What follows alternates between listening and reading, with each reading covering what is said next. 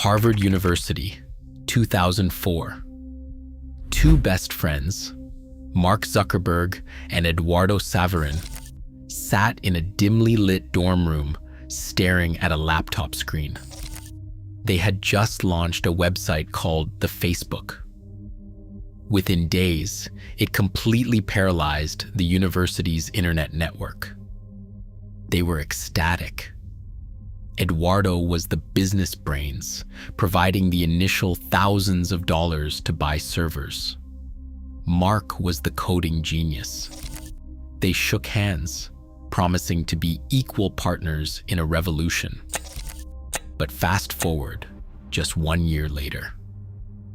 Eduardo Saverin opened his email, only to find a legal document that turned his world upside down.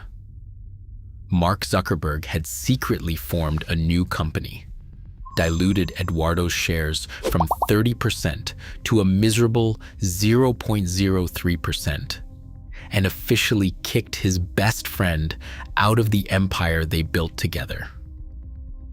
Eduardo was completely erased from Facebook's history. How did a brotherhood born in elite dorm rooms turn into one of the most cold-blooded, multi-billion-dollar betrayals in human history? To understand the dark side of wealth, we have to look at the exact moment the greed took over. February 4th, 2004. The Facebook.com goes live from a cramped Harvard dorm room. The world outside has no idea, but inside, a storm is brewing. Within 24 hours, 1,200 students flood the site. The school's network groans under the weight. Mark Zuckerberg's code is holding, barely, but the server isn't. Every new sign-up is a new problem.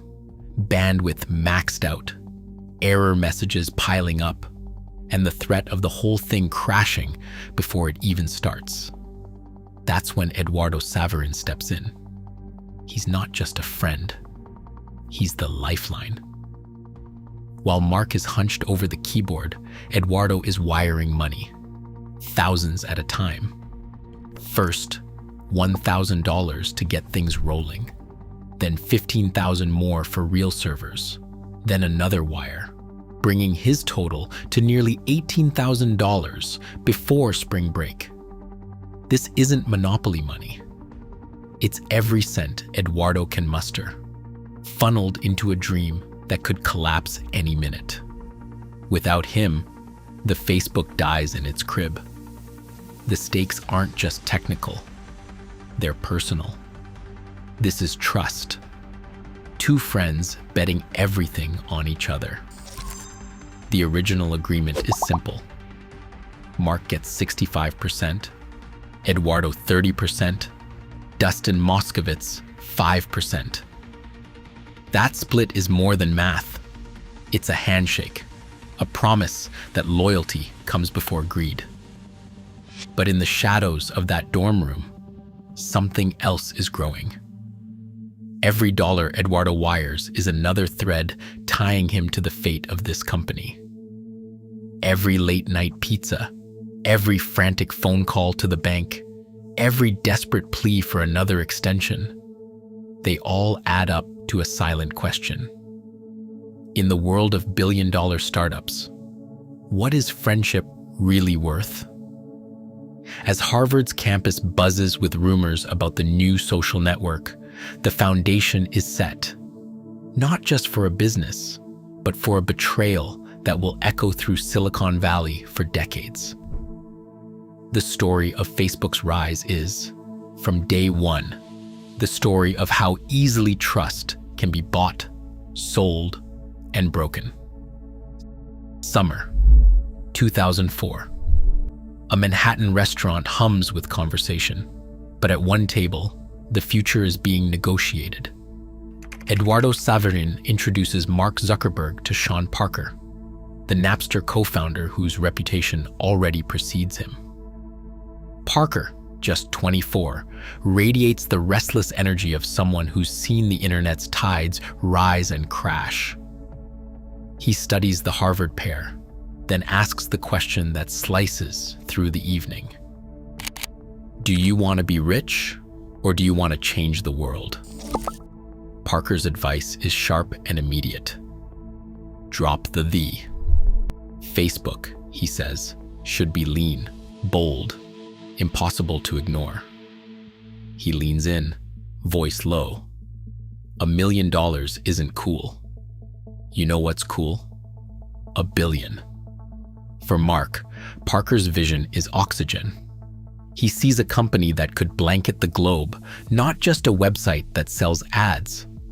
Parker urges them to forget early profits and chase scale, to move fast before the world catches up. Eduardo, careful and methodical, argues for stability, early revenue, measured growth, a business that won't flame out. Parker dismisses caution as a relic, shaped by his own bruising Napster battles. He knows how quickly opportunity can vanish. The dinner turns. Savarin and Parker sit on opposite sides of a growing divide. Savarin wants to build something lasting. Parker and Zuckerberg want to ignite something unstoppable. The old rules, friendship, loyalty, shared ambition, begin to fall away. Now, it's about control, about who will steer Facebook's future and who will be left behind when the stakes rise. In that Manhattan night, the first lines are drawn. Ambition splits the table. The seeds of conflict are sown, and the story shifts from partnership to power struggle. The fallout will reshape everything that comes next. July 29th, 2004. In Delaware, incorporation papers are signed, quietly dissolving the old Harvard partnership.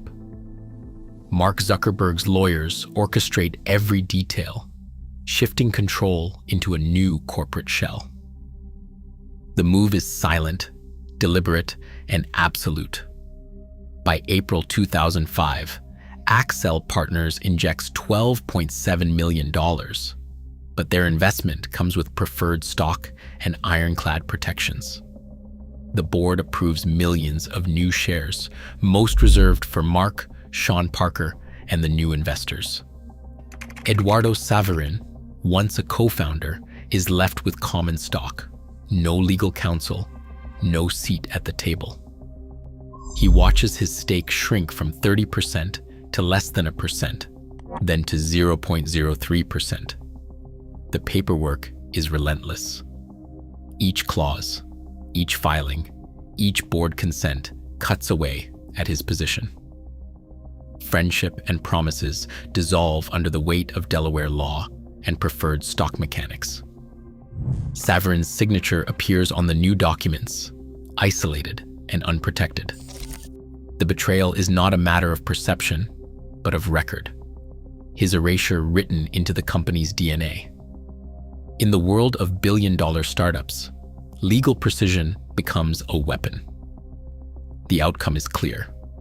Savarin is nearly erased, his ownership reduced to a fraction, his trust exploited, the process executed with chilling efficiency. Early 2005. The air inside Facebook's tiny office turns icy. Eduardo Savarin, cut out of meetings and ignored by his co-founder, makes a desperate move.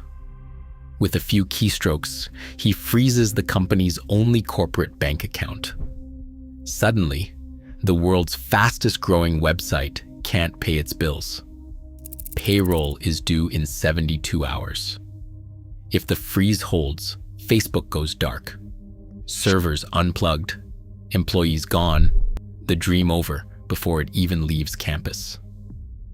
Mark Zuckerberg and Sean Parker scramble, calling every contact, begging for cash. Emergency investors wire just enough money to keep the lights on. It's a high-stakes standoff, And for a brief, terrifying window, Eduardo holds all the leverage. This isn't just a startup squabble. It's a masterclass in how a single point of control, a password, a bank login, or one unchecked insider can bring down an empire. The lesson is brutal. Trust is not a security plan. Whether you're running a billion-dollar company or just protecting your personal accounts, never leave your digital assets exposed. Use strong passwords, enable two-factor authentication, and always have independent oversight. Don't let your fortune or your future hang on the honor system. Secure your accounts now. Protect what's yours. Now, back to the fight that would decide who truly owned Facebook. The courtroom lights are harsh, but the evidence glows even brighter. In the stacks of discovery, a single instant message surfaces. Zuckerberg's own words, typed in the quiet of a late night. Is there a way to do this without making it painfully apparent that we are cutting Eduardo out? Forensic experts pore over the logs, authenticating every timestamp, every digital fingerprint. There is no ambiguity. The intent is spelled out, cold and direct. Eduardo Saverin, once the first believer, now sits as plaintiff. His legal team builds their case on these digital confessions, emails, and board records. Zuckerberg faces the questions he once dodged, his decisions dissected in depositions and filings. The betrayal is no longer just whispered about in Silicon Valley bars. It is entered into the record. Negotiations grind on for months. Behind closed doors, lawyers tally up what has been lost and what must be paid. In 2009, a settlement is reached. Saverin receives Facebook shares worth nearly $5 billion at IPO. His name restored as co-founder. The dollar amount is staggering, but the friendship is beyond repair. By 2011, Saverin leaves the US for Singapore, trading old wounds for new ventures. In 2014, Facebook quietly updates its About page, giving Eduardo credit again. But the story does not end with a handshake. It ends with silence. Two former friends, now strangers, each carrying the scars of ambition. In tech, loyalty can vanish the moment power is at stake. Billions change hands, but trust is the first casualty. Today, digital empires still rise on broken friendships and buried deals. The lesson? In the world of unchecked ambition, unprotected assets, whether money or loyalty, are fair game. What would you risk